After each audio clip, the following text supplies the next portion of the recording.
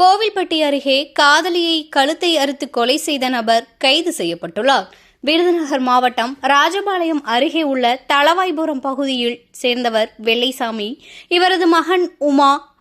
இவர் தென்காசி மாவட்ட திருவங்கடம் அருகே உள்ள ஒரு தனியார் காவல் பயிற்சி மையத்தில் படித்து வந்துள்ளார். அதே பயிற்சி மையத்தில் திருவங்கடம் அருகே உள்ள கோலக்கட்டக்குறிச்சியை சேர்ந்த மாரிசாமி என்பவரது மகன் ராஜேஷ் என்பவர் பயிற்சி பெற்று வந்துள்ளார். இருவரும் பழகி வந்ததாக கூறப்படுகிறது.